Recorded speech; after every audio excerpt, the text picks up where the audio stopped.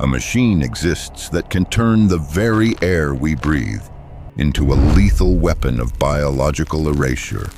In 1964, the United States military abandoned a project so horrific that its mere existence threatened the atmosphere of the entire planet.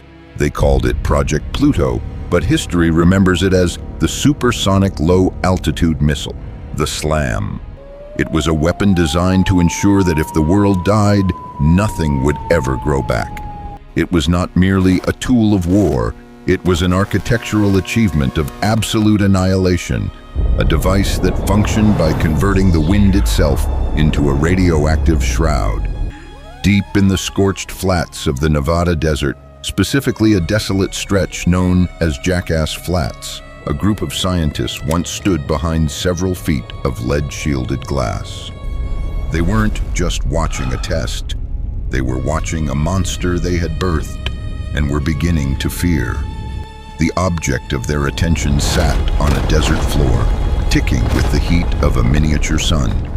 It was a metal cylinder, sleek and predatory, housing a technology that defied the conventional limits of fuel, endurance, and human morality. This was the nuclear ramjet, the heart of a nightmare that was meant to fly forever. Most missiles are finite. They burn their propellant, reach their target, and fall. Pluto was designed to be eternal. By using a small, unshielded nuclear reactor to heat the air rushing through its intake, the missile could reach speeds of Mach 3 and stay airborne for weeks, or perhaps months, at a time.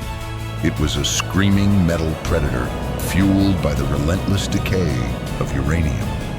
But the technical brilliance of the design hid a secondary, much darker function. Because the reactor was unshielded to save weight, the air passing through the engine became instantly and lethally radioactive. Wherever the missile flew, it left behind a thick, invisible trail of fission products, a toxic dust that would settle on the soil, the water, and the skin of anyone unfortunate enough to be below its flight path. They've mobilized the strategic logic of the Cold War demanded a weapon that could penetrate any defense, and Pluto was the ultimate answer. It was designed to fly at treetop level, hugging the contours of the Earth to remain invisible to radar systems. At 3 times the speed of sound, the physics of its passage became a weapon in itself. The shockwave generated by the missile at that altitude would be enough to level structures and cause catastrophic internal damage to any living being in its wake. Before it even reached its primary targets to drop its payload of 16 hydrogen bombs, the missile was already a weapon of mass destruction. It was a mechanical reaper that would circle the enemy's territory, crisscrossing the sky in a jagged pattern of doom, poisoning the land with every pass. The scientists at the Lawrence Radiation Laboratory understood the implications. They were building what some have called a flying Chernobyl decades before that name became a symbol of global catastrophe. The atmosphere of the testing facility was one of clinical dread. The engineers had constructed a massive, complex system of pipes and heaters to simulate the conditions of Mach 3 flight on the ground, a setup they called the Tory-IIA Test reactor. When it roared to life, the sound was unlike anything human ears were meant to process. It was a tectonic, bone-shaking scream that could be felt in the marrow of the observer's bones. The heat was so intense that the ceramic fuel elements inside the reactor glowed a terrifying white blue, a color that signaled the raw power of a star contained within a metal shell.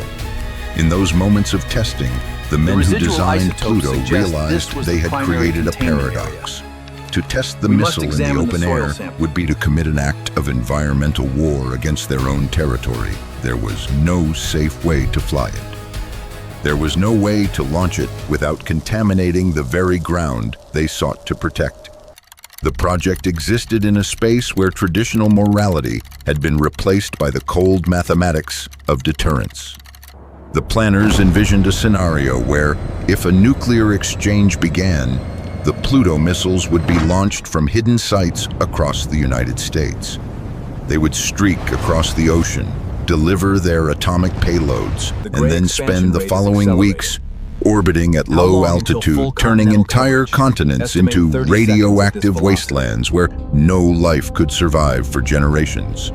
It was the ultimate second strike weapon, a machine that would continue to kill long after the generals who launched it had retreated to their bunkers. The sheer cruelty of the design began to disturb even the most hardened strategists within the Pentagon. It was one thing to destroy a city. It was another to ensure that the air itself became a lingering, invisible executioner. As the 1960s progressed, the technical hurdles of Project Pluto became as daunting as the ethical ones. The engineers had to figure out how to guide a missile moving at 3,000 feet per second through complex mountain ranges without crashing. They solved this with an innovative navigation system that compared the terrain below to pre-recorded maps, a digital brain for a nuclear heart. Yet the question of where to actually fly the completed prototype remained a ghost in the machine. Proclamations were made about flying it over the Pacific, looping it around remote islands, but the risk of a crash was simply too high. A single accident would result in a permanent radioactive scar on the surface of the planet. The secrecy surrounding the project was absolute. But the whispers among the scientific community grew louder. There were those who argued that Pluto was too effective, that its existence made the prospect of total global extinction not just possible, but inevitable. The missile represented a shift in the philosophy of warfare. It was no longer about victory. It was about the total negation of the future. The doomsday aspect of the slam was not a side effect. It was the primary feature. The sheer malevolence of the concept began to weigh on the project's leaders. They were staring into an abyss of their own making, a future where the sky was filled with screaming, glowing ghosts of uranium. Then, in July of 1964, the project was abruptly terminated. The official reasons given were the rise of intercontinental ballistic missiles, or ICBMs, which were faster, cheaper, and arguably cleaner. An ICBM would reach its target in 30 minutes, whereas Pluto would take hours or days of agonizing radioactive flight. But beneath the budgetary excuses lay a deeper, unspoken fear. The military had realized they had created something they could not control. If a Pluto missile was ever launched, there would be no way to call it back, and no way to clean up the wake of its passage. It was a weapon that broke the rules of the game. Today, the remnants of Project Pluto sit in quiet archives and abandoned desert test sites, a series of blueprints and lead-lined chambers that hint at a path not taken. But the questions it raised have never truly been answered. The idea of a weapon that utilizes the environment itself as a delivery system for death remains a haunting possibility in the shadows of modern defense research. We are left to wonder if the technology was truly abandoned, or if it was simply moved into deeper, darker corridors of the military-industrial complex. The blueprints for the flying reactor still exist, a silent testament to a time when human ingenuity was pushed to its most terrifying limits. There are those who believe that the spirit of Project Pluto lives on in the next generation of hypersonic weapons and autonomous drones. The concept of a loitering, nuclear-powered threat is a nightmare that refuses to stay in the past. If the air itself can be turned into a weapon, if the very atmosphere can be rendered toxic by the machines we build to defend it, then the definition of safety becomes a cruel irony. The story of the Doomsday cruise missile is a reminder that some doors, once opened, reveal a darkness that cannot be unseen. It was a machine that was too dangerous to fly, created by men who were too afraid to stop until the very last moment. In the silence of the Nevada desert, where the wind still whips across the cracked earth of Jackass Flats, one can almost imagine the sound that might have been. A scream that would have echoed from one horizon to the other, a tearing of the sky that would have signaled the end of everything. The scientists who stood behind that lead-shielded glass are mostly gone now, but their legacy remains in the classified files and the cautionary tales of the nuclear age. They were the architects of a god of metal and radiation, a god that was ultimately denied its chance to fly. But the machinery of that era, the cold logic of total destruction, still pulses beneath the surface of our modern world. Is it possible that the technology was perfected in secret? Are there machines currently waiting in silent silos powered by the same union of heat and isotopes? The official record says no. The official record says that Project Pluto was a dead end, a relic of a more paranoid time. But in the world of high-stakes intelligence, the official record is often just a curtain drawn over a much more disturbing reality.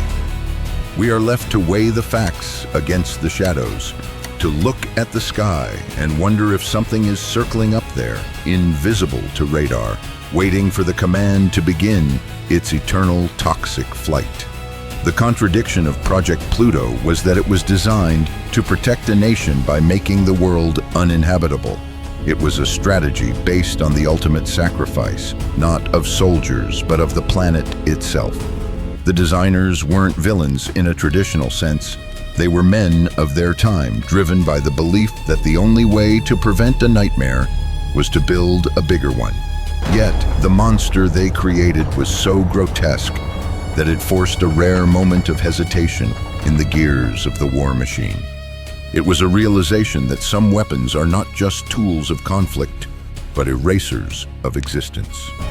As we look toward a future where artificial intelligence and nuclear power are once again converging, the ghost of Project Pluto looms large. It serves as a boundary marker, a signpost at the edge of the cliff. It tells us that there is a point where technology ceases to serve humanity and begins to serve only the logic of annihilation. The screaming missile that never flew is a symbol of that threshold. It remains a mystery of the Cold War, a secret kept in the dark. A machine that was so dangerous, its creators were forced to bury it in the sand. The legacy of the SLAM is not found in its flight logs, for there are none. It is found in the silence that followed its cancellation. It is found in the realization that our survival depends not on the weapons we build, but on the weapons we choose never to use. The desert keeps its secrets well, and the radiation from those early ground tests has long since decayed into the background noise of the Earth. But the blueprints are still there, the math is still valid, and the potential for a machine that poisons the wind remains a haunting specter in the back of the collective human mind. If we ever hear that tectonic scream in the sky, if we ever see a trail of glowing dust stretching across the horizon, we will know that the lessons of Project Pluto were forgotten. We will know that the monster has finally been let out of its lead-lined cage.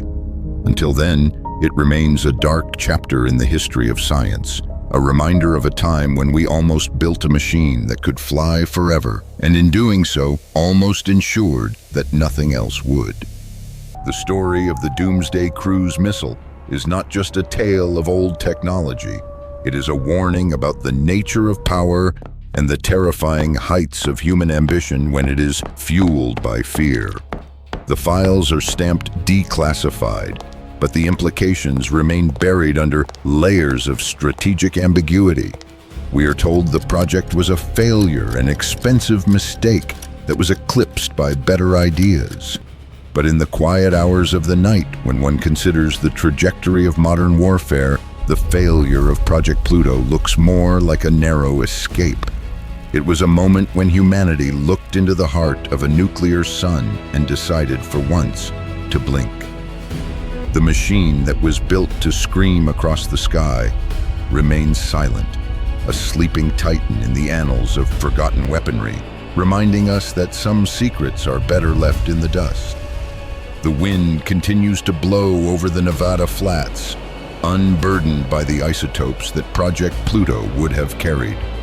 The sky remains clear of the screaming metal predator, that was meant to haunt it. But the blueprints are a permanent part of our history, a map to a destination we hopefully never reach.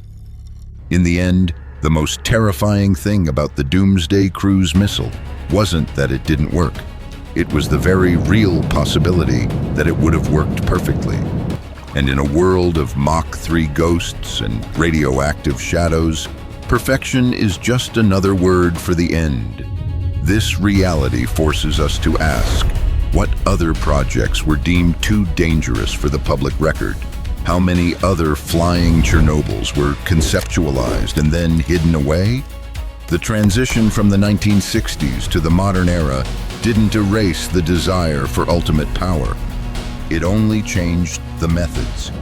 Today's hypersonic vehicles carry the same DNA of speed and invisibility, the same drive to outrun any defense. The difference now is the shroud of silence that surrounds them. Project Pluto stands as the most visible example of a line that was almost crossed, a moment where the weapon became more dangerous than the war it was intended to fight. When we look back at the footage of the Tory-IIA Reactor test, we see more than just an engineering achievement. We see the faces of the men in the control room, the mixture of pride and profound unease. They knew that if their creation ever left the ground, there would be no winners.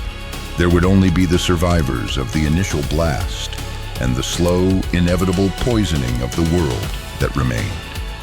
This is the shadow that Project Pluto leaves behind, the understanding that our greatest technological triumphs can sometimes be our most profound moral failures. The machine remains silent, but its message is deafening. It tells us that the wind, the air, and the sky are fragile, and that once we turn them into weapons, we lose the very thing we were trying to save. The story of the slam ends not with a bang, but with a cancellation order and a burial in the desert. It is a rare instance of restraint in an era defined by excess. But as the world enters a new age of nuclear tension and technological breakthrough, the blueprints of Project Pluto are more relevant than ever. They remind us of the monster in the basement, the potential for a weapon that doesn't just kill, but erases. The desert wind continues to howl, a natural sound that serves as a haunting substitute for the radioactive scream that never was. We can only hope that it stays that way, and that the flying reactor remains nothing more than a ghost story from a time when we almost lost the sky.